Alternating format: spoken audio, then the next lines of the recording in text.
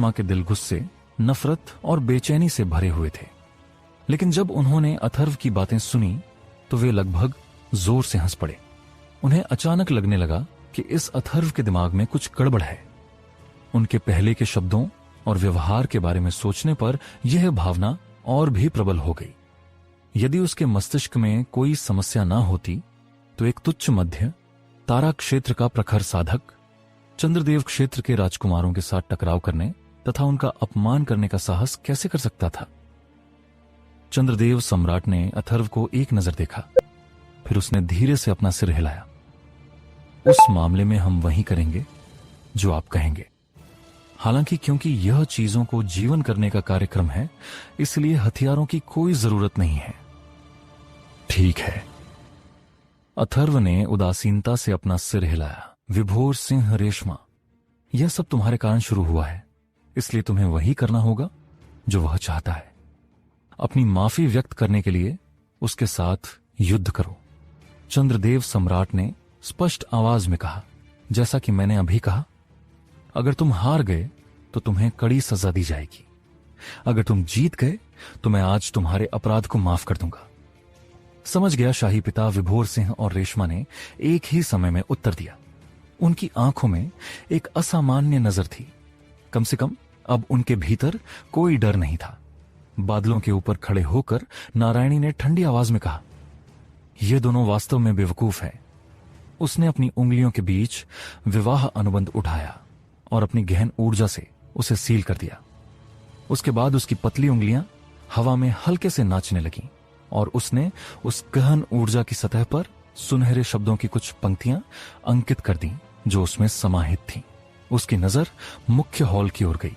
अब जबकि सभी का ध्यान गया है, यह हमारे लिए एक बेहतरीन मौका है। मैं इसे कुबेर राय को भेजूंगी और उसकी बुद्धि को देखते हुए वह स्वाभाविक रूप से जान जाएगा कि इसका उपयोग कैसे करना है। हा। रविंद्र सिंह ने एक सूखी हंसी निकाली। उसकी लंबी खींची हुई आह में भावनाएं समाहित थीं। स्वर्गीय वध सितारा देवता को जहर से मारने के लिए दक्षिणी दिव्य क्षेत्र का उपयोग करना, स्वर्गीय भेड़ या सितारा देवता का उपयोग करके विश्व विरोधी स्वर्गीय मैनुअल प्राप्त करना, दीप्ति की घटना का उपयोग करके सितारा देवता क्षेत्र और चंद्र देवता क्षेत्र दोनों को पीड़ित करना, देव सम्राट द्वारा अथर्व को अपने विवाह के उम्मीदवार के रूप में उल्लेख करना और परिणाम स्वरूप उसे अनगिनत लोगों का दुश्मन बनाना। यह सब इसलिए ताकि उसे ब्रह्मा स्वर्ग देवता क्षेत्र में प्रवेश करने के लिए मजबूर किया जा सके। और अब स्टार गॉड सम्राट को भी मिस की खातिर स्वेच्छा से अपना मुंह इस्तेमाल करने के लिए मजबूर करना। मिस का गहन मार्ग स्पष्ट रूप से दुनिया के अंतिम स्तर तक पहुंच गया है। बिना किसी वास्तविक प्रयास के भी आप हमेशा दुनिया में महान परिवर्तन ला सकते हैं। यहां तक कि यह बूढ़ा आदमी भी प्रशंसा महसूस किए बिना नहीं रह सकता। नारायणी ने एक स्पष्ट मुस्कान के साथ कहा, जब तक कोई रास्ता ना हो तब तक अपने त्रुक के पत्ते कभी मत दिखाओ। ये तुम ही थे जिन्होंने मुझे अतीत में बार यह बताया था। उसने हल्के से अपना जेड जैसा हाथ आगे बढ़ाया जो ठंडी बर्फ में ढका हुआ लग रहा था। तुरंत विचित्र सुनहरे शब्दों वाला विवाह अनुबंध धीरे धीरे नीचे की ओर बहने लगा। ऐसा लग रहा था कि यह हवा के झोंके से बह रहा है, लेकिन यह अतुलनीय सटीकता के साथ मुख्य हॉल में प्रवेश कर गया और स्टार गॉड सम्राट के ठीक सामने गिर गया। जब यह गिरने लगा तो इस पर बची हुई गहन ऊर्जा भी पूरी तरह से गायब हो गई। यहां तक कि एक देव सम्राट जैसा सक्षम व्यक्ति भी इसे भेजने वाले का पता लगाने में निश्चित रूप से असमर्थ होगा। उसने अपना हाथ बढ़ाया और विवाह अनुबंध पकड़ लिया। उस पर तैरते हुए सुनहरे शब्दों को देखकर स्टार गॉड सम्राट ने अपनी आंखें थोड़ी सिकोड़ ली, क्योंकि उनसे एक खतरनाक और असामान्य रोशनी निकल रही थी। फिर उसने धीरे से विवाह अनुबंध खोला। अथर्व का व्यवहार आज बहुत अजीब है, विवेक ने धीमी आवाज में कहा। उसकी आंखों में गहरी चिंता भरी नजर थी। और कुछ मत कहो, पंकज ने कहा। अथर्व और नीलम के बीच हुई बातचीत के बारे में सोचते हुए वह अभी आशंका से भर गया था। जिंक्सी, तुम पहले जाओ। विभोर सिंह ने रेशमा के कंधे को थपथपाया, फिर कुछ कदम पीछे चली गई। क्या मजाक है। अथर्व अहंकार में अपना दिमाग खोकर मौत को दावत देने की कोशिश कर रहा होगा और उन दोनों का एक साथ सामना करना चाहता होगा। हालांकि चंद्रदेव क्षेत्र के राजकुमारों के साथ तीसरे स्तर के दिव्य राजाओं के रूप में वे वास्तव में ऐसा कैसे कर सकते थे, खासकर एक ऐसे गहन अभ्यासी के खिलाफ जो न केवल राजा क्षेत्र से नीचे के स्थान से था बल्कि दिव्य आत्मा क्षेत्र के 5वें स्तर पर भी था। ऐसा करने से उनकी खुद की पहचान खराब होगी और दूसरों के सामने उनका सम्मान कम होगा। रेशमा ने मना नहीं किया। उसका पेट गुस्से से भरा हुआ था और वह अथर्व को कठोर सबक सिखाने के लिए बेताब था। उसने अपना हाथ अथर्व की ओर बढ़ाया, उसे पहला कदम उठाने का संकेत देते हुए कहा कि तुम हमारा मार्गदर्शन इतना चाहते हो तो आओ इसे शुरू करते हैं। अथर्व ने जवाब में एक शब्द भी नहीं कहा। उसका शरीर हवा में उछल गया और उसने सीधे रेशमा के सिर पर मुक्का मारा। मध्य अवस्था के दिव्य आत्मा क्षेत्र की गहन आभा का सामना करते हुए भी रेशमा को जरा भी दबाव महसूस नहीं हुआ। वह अपनी जगह पर स्थिर रहा और अपने चेहरे पर एक दबंग भाव के साथ केवल अपने दाहिने हाथ से धीरे धीरे आगे बढ़ा। यह स्पष्ट था कि वह अथर्व के हमले को रोकना चाहता था जिसमें उसकी सारी शक्ति समाहित थी, वह भी बहुत ही निश्चिंत और आराम से। दूसरी तरफ विभोर सिंह ने अपनी बाहें अपनी छाती पर रखी हुई थीं और उसके शरीर से गहन ऊर्जा का कोई उतार चढ़ाव महसूस नहीं किया जा सकता था। ऐसा लग रहा था कि वह अथर्व से लड़ने का इरादा नहीं रखता था। अथर्व की गति बहुत तेज थी और वह पलक झपकते ही रेशमा के सामने पहुंच गया। रेशमा ने अपनी आंखें सिकोड़ लीं, जबकि उसकी फैली हुई हथेली बिजली की गति से अथर्व की मुट्ठी को पकड़ रही थी। एक हल्की सी आवाज गूंजी। अचानक उसकी हथेली हवा में घूम गई और एक छवि तेजी से उसकी आंखों के सामने बिखरने लगी। दूसरी ओर अथर्व का शरीर एक अनोखे तरीके से विभोर सिंह की ओर दौड़ा। उसने गड़गड़ाहट वाले स्वर्ग का द्वार खोला क्योंकि उसके शरीर से अचानक ही गहरी ऊर्जा फूट पड़ी। उसकी गति कई गुना तेज हो गई और उसने विभोर सिंह की छाती पर सीधा मुक्का मारा। कमानो उनके सामने ज्वालामुखी फट गया हो। पूर्वी दिव्य क्षेत्र के आसपास के गहन साधक बहुत दूर उड़ गए और रेशमा और विभोर सिंह के हाव भाव एक ही समय में अचानक बदल गए। ऐसा नहीं था कि उन दोनों ने देव युद्ध की गहन छवि नहीं देखी थी, लेकिन गहन छवि को देखना और अथर्व द्वारा प्रस्फुटित आध्यात्मिक दबाव का व्यक्तिगत रूप से सामना करना दो पूरी तरह से अलग अवधारणाएं थीं। एक राजा क्षेत्र के दिव्य राजा होने के बावजूद वे दोनों इतने घबरा गए थे कि उन्हें घुटन महसूस होने लगी। विभोर सिंह आखिरकार तीसरे स्तर का दिव्य राजा था।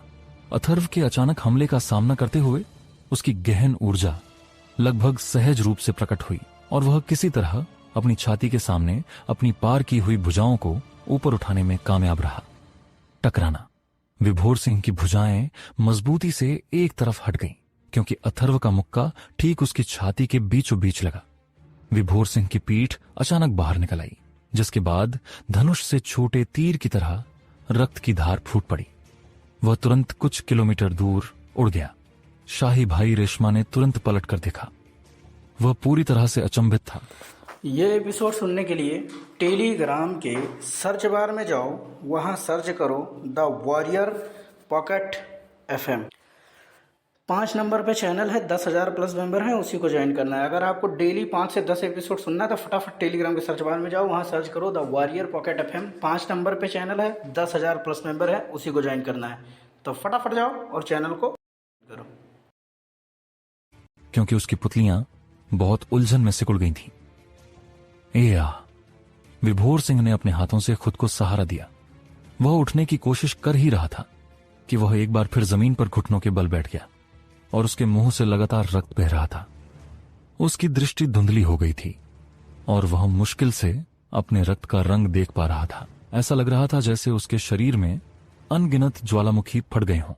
उसका पूरा शरीर कांप उठा और उसे यह बिल्कुल अविश्वसनीय लगा कि उसका दिव्य राजा स्तर का शरीर वास्तव में अथर्व के एक घूंसे से इस हद तक घायल हो गया था।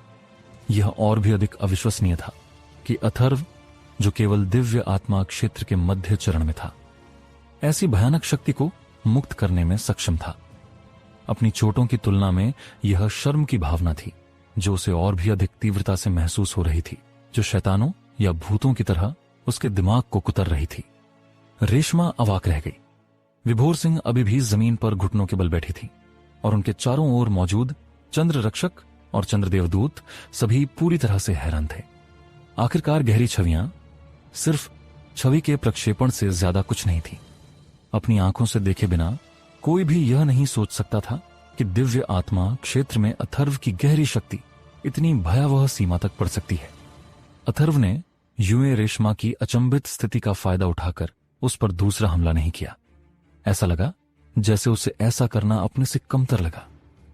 उसने ठंडे स्वर में कहा, यह देखते हुए कि तुम हम जैसे महान साधकों को कैसे नीची नजर से देखते हो जो राजा के दायरे से नहीं है, मुझे लगा कि तुम दोनों काफी शक्तिशाली होगे।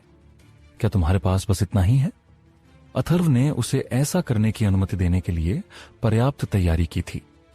उसने 2 राजकुमारों को क्रोधित कर दिया था, उन्हें अनुचित टिप्पणी करने और क्रोध में उस पर हमला करने के लिए मजबूर किया था, और फिर उसने जानबूझकर खुद को भी चोट पहुंचाई। लेकिन भले ही ऐसा था, फिर भी उसके शब्दों ने कई गहन अभ्यासियों के दिलों में घबराहट पैदा कर दी।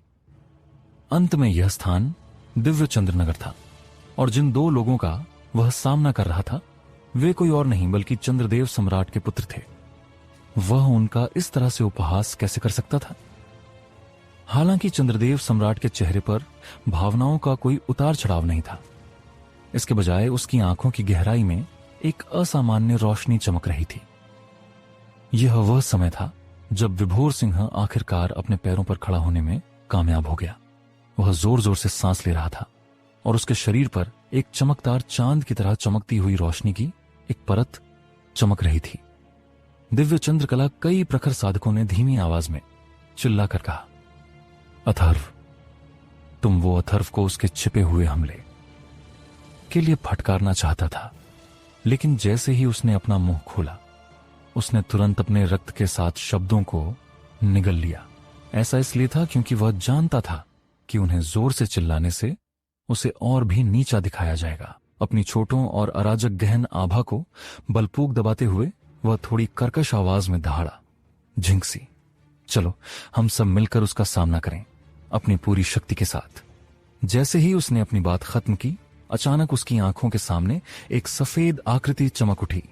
अथर्व बिजली की तरह उसके पास पहुंच गया था।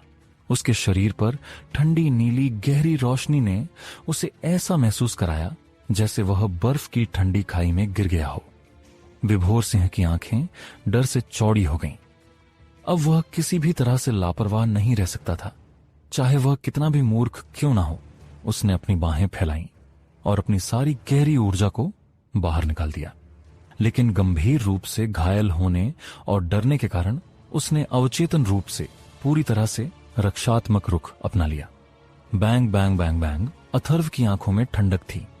रबलिंग हेवन अवस्था में प्रवेश करने के बाद उसके पास जो ऊर्जा थी उसने विभोर सिंह के शरीर पर मूसलाधार बारिश की तरह बारी की।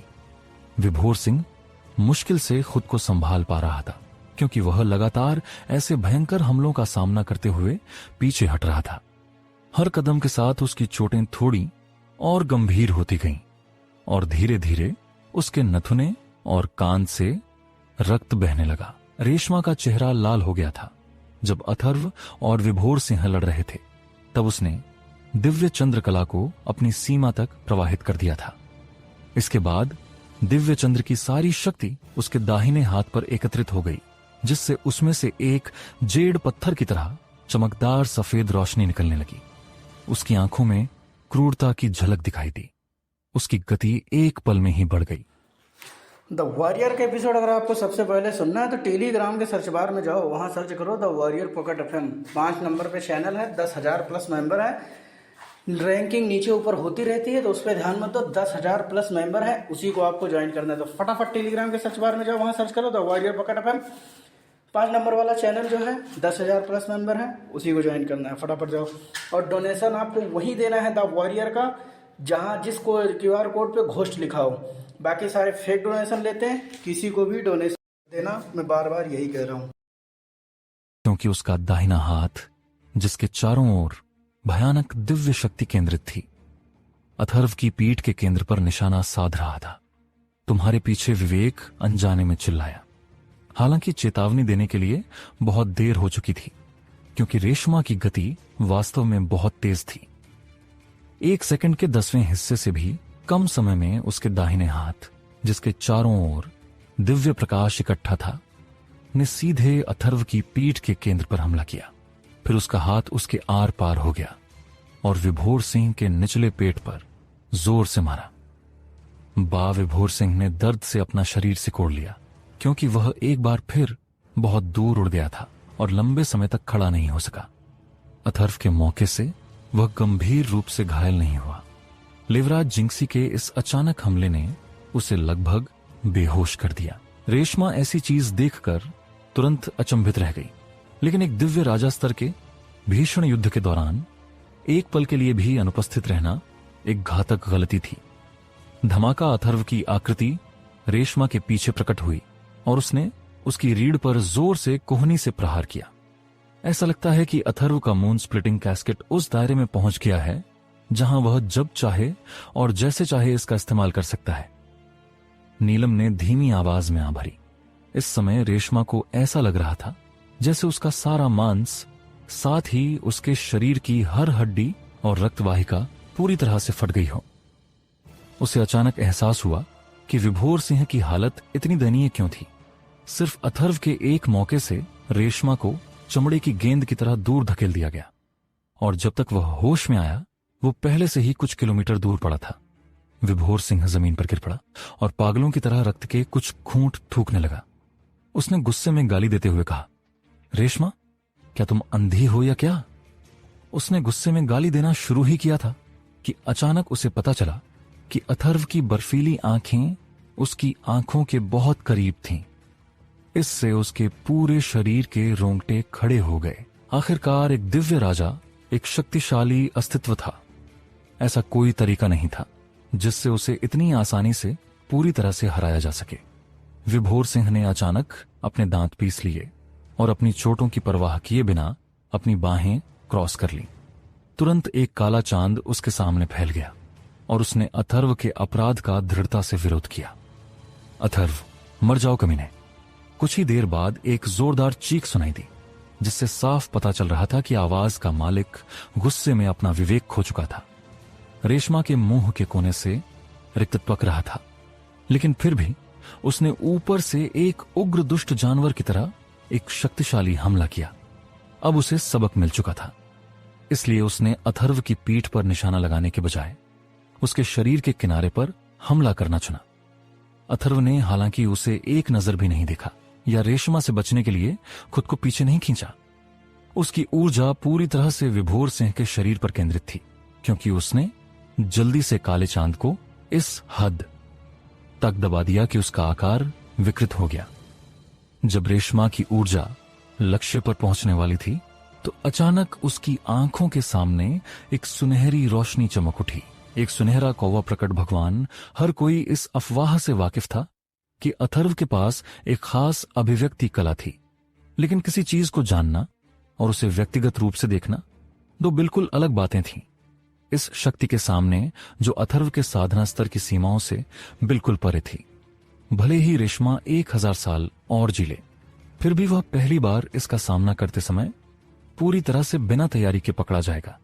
धमाका इससे पहले कि रेशमा डरकर चिल्ला पाती, गोल्डन क्रो मैनिफेस्ट गॉड ने उसके चेहरे पर वार कर दिया।